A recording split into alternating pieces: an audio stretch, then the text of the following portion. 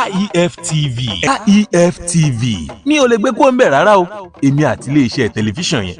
àjọlẹ̀pọ̀ ni. Apàṣẹ ìdàbà ẹ bá mi fún àwọn ìlú àti gbogbo ojú èwò yìí ẹ bá fún àdúrà. Agbára àgbà àlùgbé náà ibi yà ló kéré sí àbálà ló pàdé bẹ́ẹ̀ ọdún kò tó sísẹ kan wá kọjá pé àwọn òfin owó lọ fún ìṣòro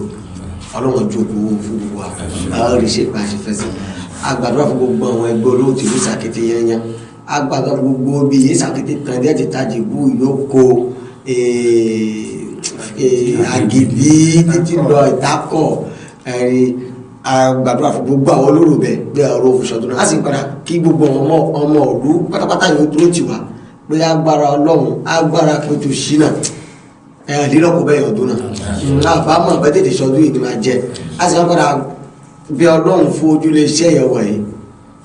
àtọ̀rọ̀ ọ̀dọ̀ rẹ̀ la abẹ́ Ọlọ́run jọ kí ojúlé iṣẹ́ kó gbòòrò jẹ́ ìlọ òun yà ń fẹ́ kó rí fúlé iṣẹ́ ìyẹ̀ Ọlọ́run ó ti mi ro kan wa sí ti dáadáa ṣe fún wa Ọlọ́run